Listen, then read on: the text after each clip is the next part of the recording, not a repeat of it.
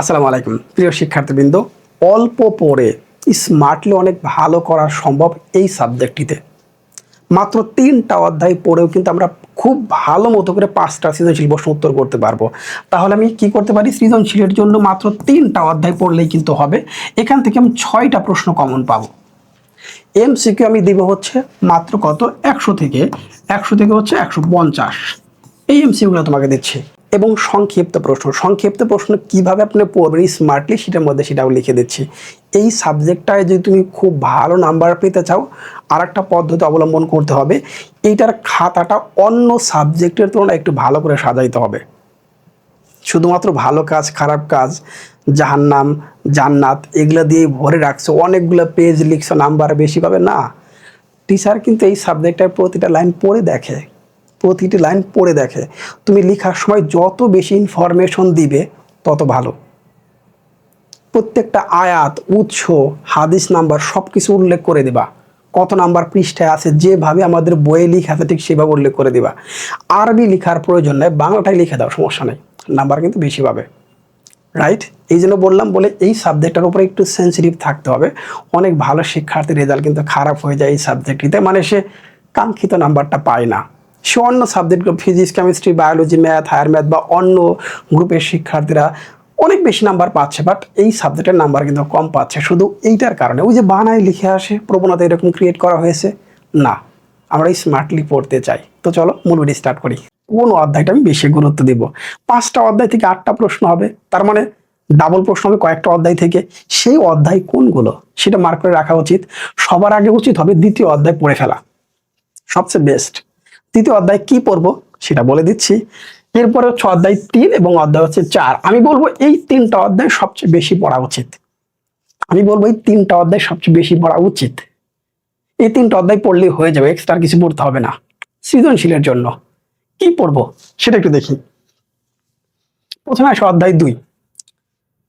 বইটা খুলো আমার সামনে এখনই, বইটা খুলে ফেলো এবং একটা মার্কার নিয়ে নাও, অর্থাৎ কালার পেন নিয়ে নাও। প্রথমে এইটাকে 1 নাম্বার দাও। তোমার বই খুলে দ্বিতীয় অধ্যায় শরীয়তের উৎস, এখানে গিয়ে এইটাকে 1 নাম্বার দাও, এটাকে 2 নাম্বার, 3, 4, 5, এইটাকে নাম্বারিং করে রাখো। এইভাবে নাম্বারিং করে রাখো। বলে আমি 1 নাম্বারে পড়বো হচ্ছে সূরা আল মাউন, 1 নাম্বারে। নাম্বার 2 4 নং হাদিস বৃক্ষরোপণ সম্পর্কিত, 3 নাম্বার ইজমা, 4 নাম্বার হচ্ছে 8 নং হাদিস ব্যবসায় সহায়তা সম্পর্কিত, এবং 5 নম্বরে সূরা আল ইনশিরা। এই 5টা টপিক পড়বা হচ্ছে এই অধ্যায় থেকে। নাম্বারিং করে দিচ্ছি। এই 5টা টপিকও বেস্ট করে কোন সৃজনশীল গুলো পরীক্ষায় পড়তে হবে সেটা বলে দিচ্ছি। বিশ্লেষণটা একবার দেখো। রাইট?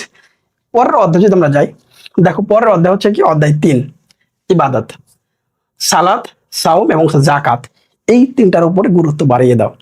এই 3টাকে বেস করে 1, 2, 3 নাম্বার দিয়ে রাখো, বলে এই 3টা আমি পড়বো সৃজনশীলের জন্য এখন থেকে।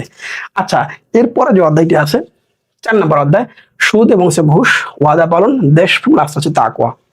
একবারে নাম্বারিং করে দাও এখন থেকেই। স্মার্টনেস এটাই বোঝাচ্ছে, বলে আমি অল্প পড়ে ভালো একটা রেজাল্ট করতে চাই, আমার এই সময়টা হবে to the point, exam focus, nothing else. Just এই 4টার উপরে ফোকাসটা বাড়িয়ে দাও। ওকে? আচ্ছা, তারপরের অধ্যায় যারা করবে তাদের জন্য বলতেছি। প্রথম অধ্যায় নিফাক, কুফর, খতম নবুওয়াত, আখিরাত এবং রিসালাত। 5টা দিয়ে দিলাম টপিক, একেবারে জাস্ট এইভাবে সিরিয়াল করে পড়বে। 1 নাম্বার পড়বো হচ্ছে কি? নিফাক, 2 নাম্বার কুফর, এইভাবে স্টার্ট করে দিব। ওকে? আচ্ছা, লাস্ট অধ্যায় যেটা আছে আমাদের, এই অধ্যায় থেকে আমরা এই 3টা টপিকই এভাবেই পড়বো। কোনটা বেশি গুরুত্ব দিব? 1 নাম্বার, 2 নাম্বার, 3 নাম্বার করে করা হয়েছে। এবার আসি সৃজনশীল প্রশ্ন। সৃজনশীল 2 নাম্বার অধ্যায় থেকে আমি 7টি প্রশ্ন দিয়েছি, 3 নাম্বার অধ্যায় থেকে 7টা, এবং লাস্ট হচ্ছে 4 নাম্বার অধ্যায় থেকে 7টা। এই 7টি করে প্রশ্ন ওই যে আমি যে টপিকগুলো সিলেক্ট করে দিলাম ওই টপিক বেস করে, আমি যে টপিকগুলো বেস করে সাজেশন তৈরি করেছি, জাস্ট এটাই এখন সৃজনশীলের জন্য পড়ো, সবচেয়ে এগিয়ে থাকবা, নাথিং এলস। এরপর আমাদের আছে, যদি আমরা পড়তে চাই অধ্যায় হচ্ছে 1 এবং অধ্যায় 5, তাহলে এই প্রশ্নগুলো আমরা দেখতে পারি। অধ্যায় যারা 1 এবং 5 পড়বে তাদের জন্য এই প্রশ্নগুলো ইম্পর্টেন্ট, এর বাইরে এক্সট্রা পড়ার প্রয়োজন নাই। জাস্ট এই প্রশ্নগুলো মার্ক করে রাখো এবং পরীক্ষার আগে যে গ্যাপটা আছে সেটা কাজে লাগাও, হয়ে যাবে ইনশাল্লাহ।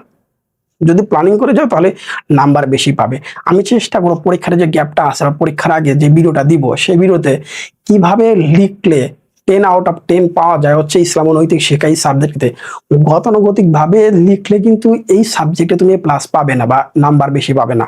এ প্লাস হয়তো আসবে, কিন্তু ভালো নাম্বার পাওয়ার জন্য কিছু টেকনিক আছে, কিভাবে অন্তত সবগুলো সৃজনশীল এবং ইসলাম ও নৈতিক শিক্ষার সৃজনশীল একভাবে লিখলে হবে না, কিছু পার্থক্য আছে। তাহলে এখন তোমার কাজটা কি? একটা লাইক এবং কমেন্ট এবং শেয়ার করে একটু ওয়েট করবা, এই ভিডিওর প্রথম কমেন্টেই কিন্তু তুমি পিডিএফটা পেয়ে যাবে। আর যারা ফেসবুক পেজ থেকে দেখতেছো তাদের জন্য কিন্তু আমি আলাদা পোস্ট করব, এইটার জন্য পিন কমেন্টে দিয়ে রাখবো, তুমি সেখানে পেয়ে যাবা। এই দুটো মাধ্যমেই তুমি পুরো সাবজেক্টের পিডিএফটা পেতে পারো। একটা হচ্ছে যারা ইউটিউব থেকে দেখতেছো তারা কিন্তু এই ভিডিওর প্রথম কমেন্টে পাবে, আর যারা ফেসবুক পেজ থেকে দেখতেছো তারা অবশ্যই আলাদা করে পোস্ট দিব, পিন কমেন্ট করে রাখবো, সেখানে তুমি পিডিএফটা পেয়ে যাবে। জাস্ট এইটা অনুযায়ী একটু পড়াশোনা করো, ইনশাল্লাহ অনেক ভালো করবে। আসসালামু আলাইকুম।